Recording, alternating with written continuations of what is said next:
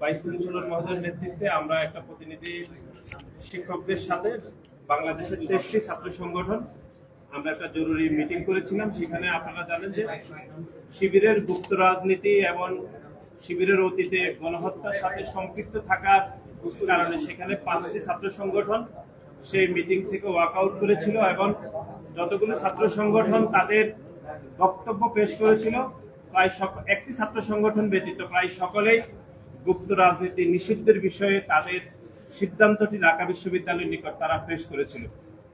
এবং একই সাথে আপনারা জানেন যে বাংলাদেশ জাতীয়তাবাদী ছাত্র দলের ঢাকা বিশ্ববিদ্যালয় হল কমিটি ঘোষণাকে কেন্দ্র করে যেরকম একটি বিশৃঙ্খল মব তৈরি হয়েছিল এবং সে মবের পরিপ্রেক্ষিতে ঢাকা বিশ্ববিদ্যালয় মাননীয় প্রক্টর ভুলবশত হোক অথবা মবের কারণে হোক তিনি প্রতিটি হলে ছাত্র রাজনীতি বন্ধ থাকবে বলে যে বক্তব্য দিয়েছিলেন সে বিষয়ে সেদিনও আলাপ হয়েছিল। সুতরাং সামগ্রিকভাবে কয়েকটি বিষয়ে সুস্পষ্টভাবে ঢাকা বিশ্ববিদ্যালয়ের নিকট আমরা ঢাকা বিশ্ববিদ্যালয়ের অবস্থান জানতে চেয়েছি। বিশেষ করে আপনারা জানেন যে ইতিমধ্যে একটি কমিটি কাজ করছে, সেই কমিটি ঢাকা বিশ্ববিদ্যালয়ের ছাত্র রাজনীতির ধরন কিরকম হবে, ঢাকা বিশ্ববিদ্যালয় হলগুলোতে আবাসিক হলগুলোতে ছাত্র রাজনীতির ধরন কিরকম হবে এবং এই দুইটির উপর ভিত্তি করে আগামীতে ডাকসুর পরিবেশ পরিস্থিতি কিরকম থাকবে সেই বিষয়ে বাংলাদেশ জাতীয়তাবাদী ছাত্র দল ঢাকা বিশ্ববিদ্যালয় মাননীয় উপাচার্যের সাথে আমাদের যে মিটিং আজকে হয়েছে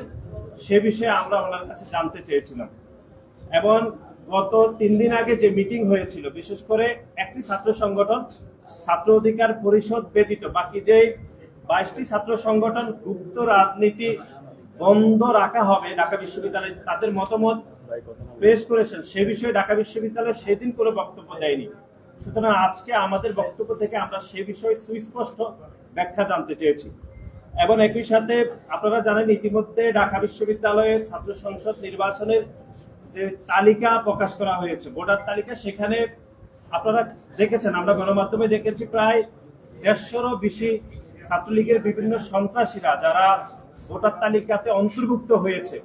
কিন্তু বাংলাদেশ জাতীয়তাবাদী ছাত্র দলের পক্ষ থেকে গত 1 বছরে বারবার ঢাকা বিশ্ববিদ্যালয়কে আমরা অনুরোধ করেছিলাম যে ছাত্রলীগের বিচার প্রক্রিয়া শুরু করে তাদেরকে বিশ্ববিদ্যালয় থেকে যে বিচার প্রক্রিয়া করা দরকার ছিল সেটি বিশ্ববিদ্যালয় শুরু করতে পারেনি বলে প্রায় 150 জন ছাত্রলীগের সন্ত্রাসী আমরা ভোটার তালিকাতে দেখতে পেয়েছি। সে বিষয়ে ঢাকা বিশ্ববিদ্যালয় কি মতামত দেবে সেই বিষয়ে আমরা ঢাকা বিশ্ববিদ্যালয়ের অবস্থান জানতে চেয়েছি। এর বাইরে আপনারা জানেন যে আমাদের যে কয়টি হলের কমিটি দিয়েছি তার মধ্যে নারী হলগুলোর মধ্যে আমরা যে কমিটি দিয়েছিলাম সেখানে যারা অন্তর্ভুক্ত হয়েছেন তাদেরকে বিভিন্নভাবে হেনস্থা করা হচ্ছে, বিশেষ করে সামাজিক যোগাযোগ মাধ্যমে বুলিং করে এবং তাদেরকে ভয় দেখানো হচ্ছে বিভিন্ন শিক্ষার্থীদের নামে বেনামে। সেজন্য ঢাকা বিশ্ববিদ্যালয় মাননীয় উপাচার্যের কাছে আমরা জানতে চেয়েছিলাম যে যারা বাংলাদেশ জাতীয়তাবাদী ছাত্র দলের হল কমিটিতে অন্তর্ভুক্ত হয়েছে বিশেষ করে নারী শিক্ষার্থীদেরকে যে ভয় দেখানো হচ্ছে সামাজিক যোগাযোগ মাধ্যমে যে বুলিং করা হচ্ছে তার বিপরীতে ঢাকা বিশ্ববিদ্যালয় আদৌ কোনো ব্যবস্থা গ্রহণ করেছে কিনা সে বিষয়ে আমরা জানতে চেয়েছি। এর বাইরে আপনারা জানেন যে ঢাকা বিশ্ববিদ্যালয়ে যারা সামাজিক যোগাযোগ মাধ্যম ব্যবহার করেন সেখানে 2টি গ্রুপ রয়েছে সামাজিক যোগাযোগ মাধ্যমের, একটি শিক্ষার্থী সংসদ 1 আরেকটি হচ্ছে শিক্ষার্থী সংসদ 2। আপনারা জানেন যে শিক্ষার্থী সংসদ 1 এমন একজন পরিচালনা করেন যিনি অতীতে ছাত্রলীগের সন্ত্রাসীর সাথে চরমভাবে জড়িত ছিল, জুলিয়াস সিজার, যার নামটিও ডাকসুর ভোটার তালিকাতে অন্তর্ভুক্ত করা হয়েছে দুঃখজনকভাবে। তার বিষয়ে কি ধরনের ব্যবস্থা গ্রহণ করেছে ঢাকা বিশ্ববিদ্যালয় কর্তৃপক্ষ সে বিষয়ে আমরা জানতে চেয়েছি। এর বাইরে ঢাকা বিশ্ববিদ্যালয় শিক্ষার্থী সংসদ 2 সেখানে বাংলাদেশ জাতীয়তাবাদী ছাত্র দলের নামে বেনামে যেরকম প্রোপাগান্ডা করা হয় সারাদিনে সে বিষয়ে মাননীয় উপাচার্য মহোদয় আমাদেরকে 6 মাস আগে বলেছেন তিনি ঢাকা বিশ্ববিদ্যালয়ের শিক্ষার্থী সংসদ 2কে তিনি মনিটরিং করবেন, তিনি দেখাশোনা করবেন। কিন্তু আজকে 6 মাস পরেও এসে একই অবস্থা, অর্থাৎ ঢাকা বিশ্ববিদ্যালয় সামাজিক যোগাযোগ মাধ্যমের যে একটি গ্রুপ রয়েছে শিক্ষার্থী দ্বারাই নিয়ন্ত্রিত হয় শিক্ষার্থী সংসদ 2 সেটাও আগের অবস্থায় রয়েছে, অর্থাৎ সেখানেও একই ন্যারেটিভ তৈরি করা হচ্ছে, বাংলাদেশ জাতীয়তাবাদী ছাত্র দলের নামে বিভিন্ন প্রোপাগান্ডা করা হচ্ছে। বিশেষ করে আমাদের যে নারী শিক্ষার্থীরা যারা ছাত্র দলের কমিটিতে অন্তর্ভুক্ত হয়েছে তাদের নামে বিভিন্ন বোলিং করা হচ্ছে, তাদের নামে প্রোপাগান্ডা করা হচ্ছে, সামাজিক যোগাযোগ মাধ্যমে তাদেরকে হেনস্থা করা হচ্ছে। তার বিপরীতে আমরা বাংলাদেশ জাতীয়তাবাদী ছাত্রদল সুস্পষ্টভাবে আমরা এগুলো ব্যাখ্যা দাবি করেছিলাম। আরো দুই একটি বিষয় ছিল, সেটি হচ্ছে আপনারা জানেন যে বিভিন্ন হলগুলোতে সামাজিক সাংস্কৃতিক সংগঠনগুলোতে রাজনীতি যারা যুক্ত থাকে তাদেরকে অন্তর্ভুক্ত করা হয় না, কিন্তু আমরা দেখেছি এই গণঅভ্যুত্থান পরবর্তী সময়ে বিভিন্ন সামাজিক সাংস্কৃতিক সংগঠনগুলোতে যারা অন্তর্ভুক্ত হয়েছে অথবা যারা নেতৃত্ব দিচ্ছেন তারা গুপ্ত শিবিরের রাজনীতির সাথে জড়িত আমরা ইতিমধ্যে প্রমাণ পেয়েছি, এবং সেই প্রমাণগুলো আমরা ঢাকা বিশ্ববিদ্যালয়ের মাননীয় উপাচার্য মহোদয়ের কাছে আমরা দিয়েছি। সুতরাং সার্বিক এই সকল বিষয়ে আমরা আমাদের বক্তব্য পেশ করেছি। এখন আরেকটি সুস্পষ্ট বিষয় সেটি হচ্ছে আমরা গণঅভ্যুত্থান পরবর্তী সময় দেখেছি যে ঢাকা বিশ্ববিদ্যালয় মাননীয় প্রক্টর, মাননীয় উপাচার্য এবং প্রক্টর সহ সবাইকে ঢাকা বিশ্ববিদ্যালয়ের বিভিন্ন গুপ্ত সংগঠনের নেতাকর্মীরা, একই সাথে ঢাকা বিশ্ববিদ্যালয়ের সামান্য কিছু সাধারণ শিক্ষার্থীরাও যেরকম ভাবে হয়রানি করে অথবা মব করে বিশ্ববিদ্যালয়ে অভিভাবক সুলভ আচরণ করে না শিক্ষার্থীদের পক্ষ থেকে, তারা বিশ্ববিদ্যালয়ের অভিভাবকদেরকে যেরকম আচরণ করার দরকার সেরকম আচরণ আসলে করেন না। অর্থাৎ তারা মাননীয় উপাচার্য সামনে যেরকম বক্তব্য দিয়ে থাকেন অথবা যেরকম ন্যারেটিভ দাঁড় করেন অথবা মাননীয় উপাচার্যকে যেভাবে সরাসরি আক্রমণ করেন, বলেছি এরকম যদি হতে থাকে তাহলে ঢাকা বিশ্ববিদ্যালয় ইতিহাস ঐতিহ্যে ব্যাপকভাবে ক্ষতিগ্রস্ত হবে, এবং ঢাকা বিশ্ববিদ্যালয়ের সাবেক অ্যালামাইন যারা রয়েছেন তারা ব্যাপকভাবে এই বিষয়ে তাদের মনক্ষুণ্ণতা ঢাকা বিশ্ববিদ্যালয়ের নিকট ইতিমধ্যে জানিয়ে দিয়েছেন।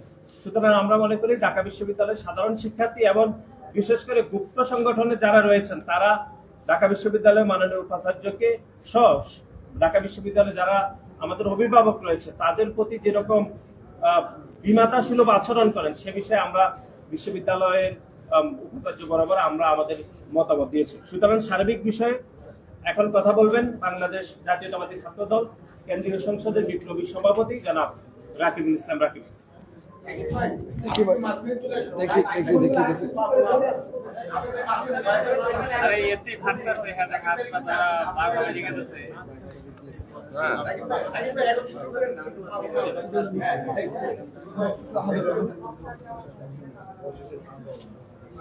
এটা একটু ধরেন তো ভাই।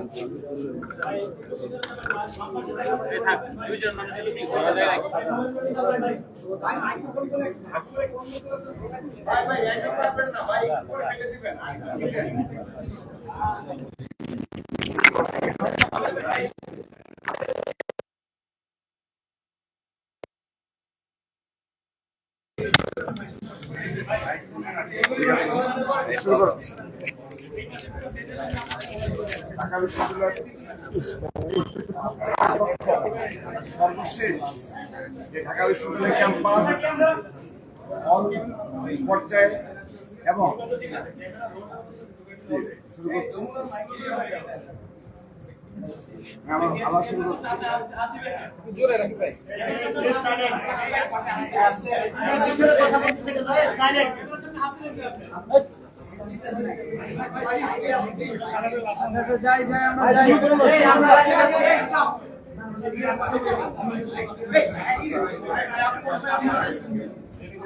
ঢাকা বিশ্ববিদ্যালয় কর্তৃপক্ষ কর্তৃক আয়োজিত সর্বশেষ যে মিটিং অনুষ্ঠিত হয়েছিল, অর্থাৎ ঢাকা বিশ্ববিদ্যালয় ক্যাম্পাস হল পর্যায়ে এবং ঢাকা বিশ্ববিদ্যালয়ের যে সামাজিক ও সাংস্কৃতিক সংগঠনগুলো রয়েছে সেখানে ছাত্র রাজনীতি কিভাবে চালু থাকবে এবং ছাত্র রাজনীতির ধরনটা কি হবে তার রূপরেখা প্রণয়নের জন্য সর্বশেষ যে মিটিং হয়েছিল তার আপডেট নেওয়ার জন্য আমরা আসতে এসেছিলাম।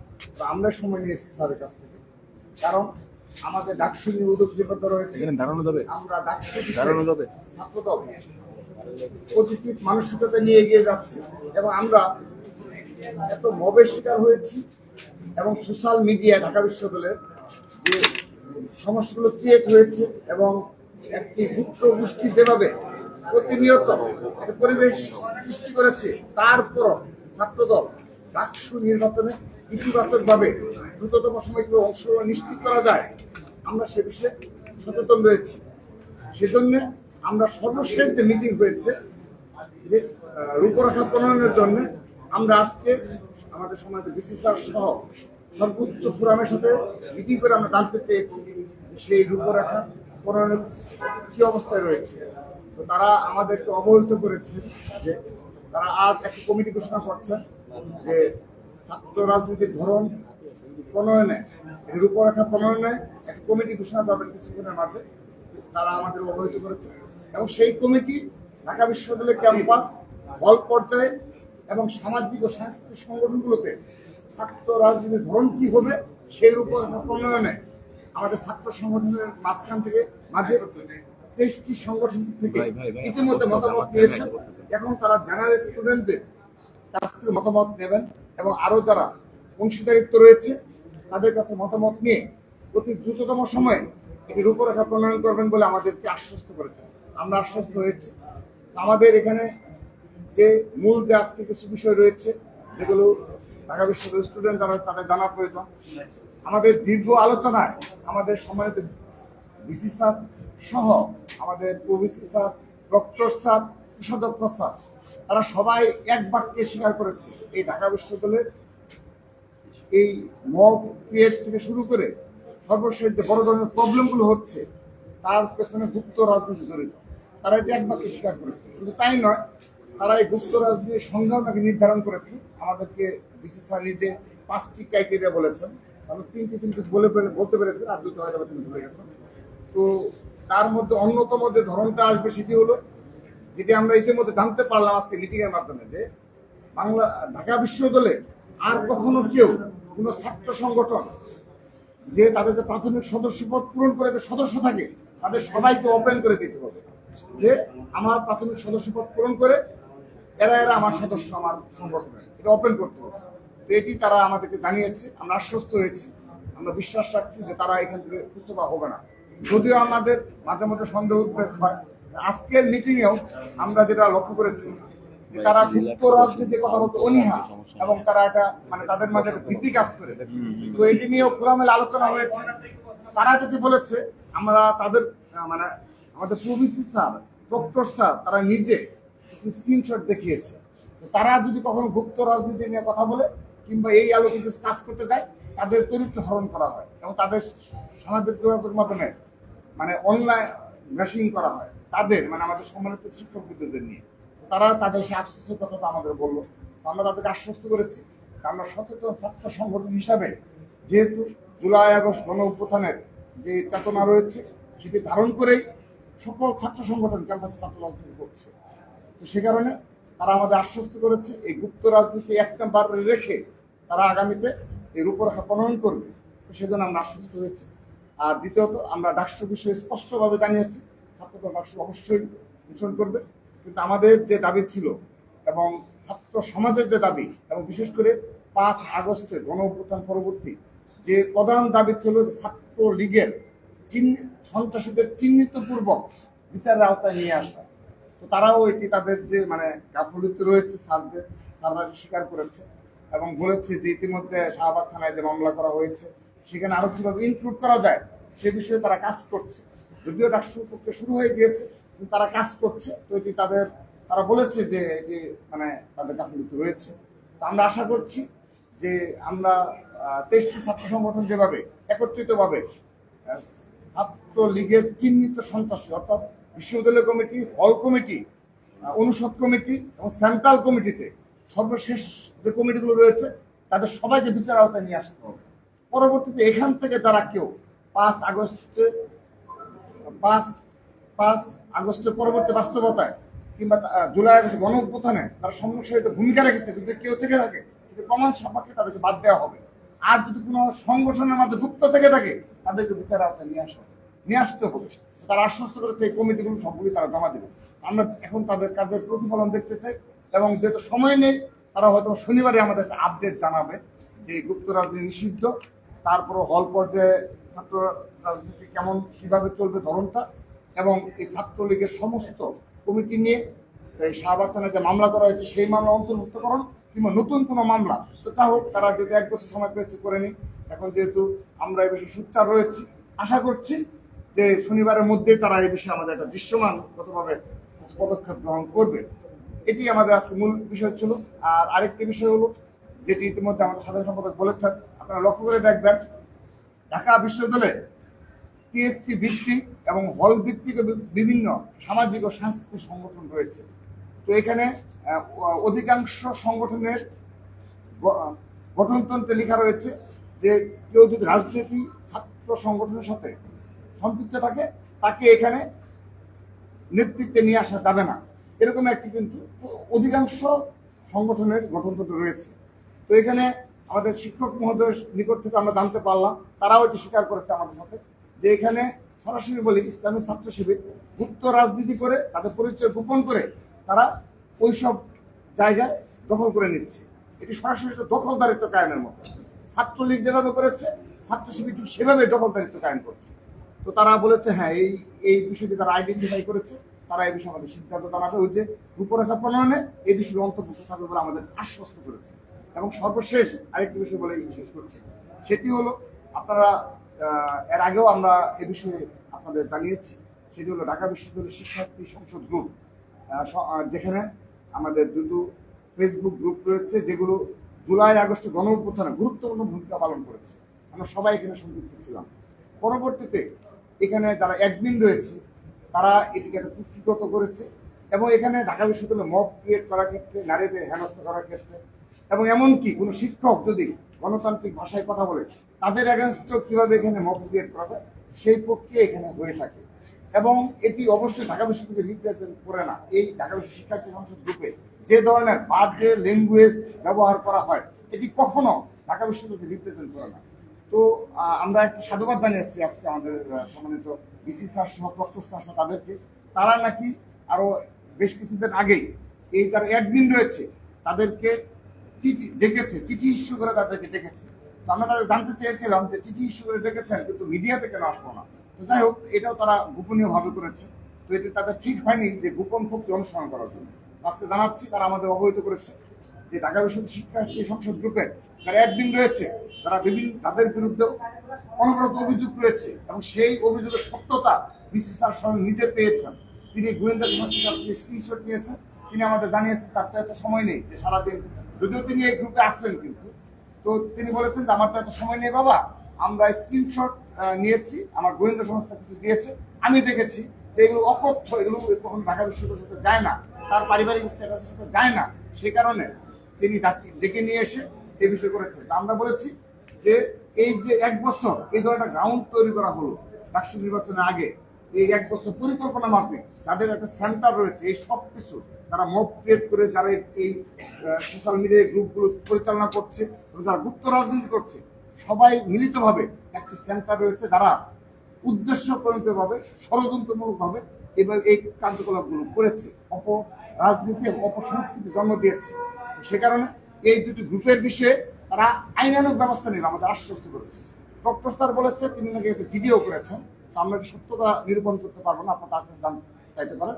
তো তারা বলেছে যে এই গ্রুপগুলোতে ঢাকা বিশ্ববিদ্যালয়ের নাম ব্যবহার করে, লঘু ব্যবহার করে, ঢাকা বিশ্ববিদ্যালয় রিপ্রেজেন্ট করে কিন্তু পুরোপুরি একটা অপসংস্কৃতির জন্ম দিচ্ছে, যেগুলো পরবর্তী প্রজন্মকে বহন করে চলতে হবে। ঢাকা বিশ্ববিদ্যালয় আগামীতে এই বিষয়গুলো থাকবে, সেখানে তারা অবশ্যই এই বিষয়ে ব্যবস্থা নেবেন, সে বিষয়ে আমাদের নিশ্চিত দিয়েছে।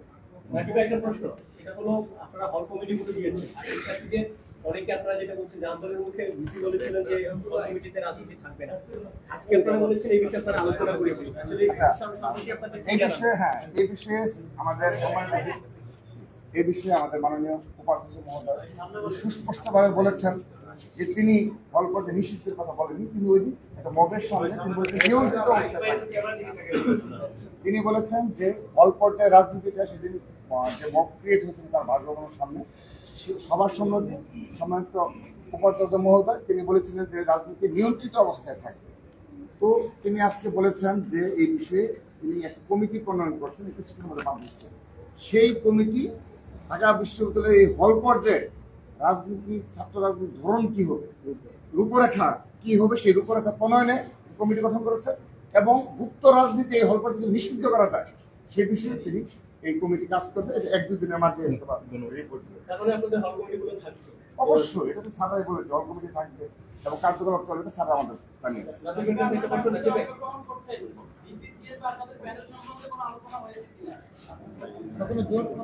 জানাবো আমরা এই বিষয়ে আনুষ্ঠানিকভাবে জানানো হবে। আসলে একটা প্রশ্ন, এই নাসির ভাই একটা বিষয় বলেছিলেন যে যারা অতীতে ছাত্রলীগের সাথে জড়িত ছিল এমনকি ব্যবসায়ী ভোটারে যুক্ত করা হয়েছে, তাদের বিষয়ে কি বলছেন? আপনাদের এই অভিযোগ জানাইছেন, এই বিষয়ে কি বলছেন? তাদের কি সরাসরি বাদ দিয়ে দেওয়া হবে নাকি বিবেচনা রাখা হবে? দেখুন, আমরা তো গত 1 বছর ধরে আমাদের ঢাকা বিশ্ববিদ্যালয়ের ছাত্র দল এবং আমাদের কেন্দ্রীয় ছাত্র দল যতগুলো মিটিং করেছে, আমাদের সুস্পষ্ট আমাদের বক্তব্য ছিল যে যারা জুলাই আগস্টে গণহত্যার সাথে সরাসরি সম্পৃক্ত ছিল, খনি সংগঠন, যে সংগঠন ইতিমধ্যে সন্ত্রাস বিরোধী আইনে নিষিদ্ধ হয়েছে, শুধু জুলাই আগস্ট না, গত 17 বছর যারা ফ্যাসিবাদ কায়েম করেছে, সেই খনি সংগঠন ছাত্রলীগের বিচার প্রক্রিয়া শুরু করতে হবে, অন্তত বিশ্ববিদ্যালয়ের পক্ষ থেকে যে করা যায়। কিন্তু দুর্ভাগ্যজনক ভাবে এটি বিশ্ববিদ্যালয় করতে পারেনি বলেই তো আপনি দেখেছেন যে 123 জনের তালিকায়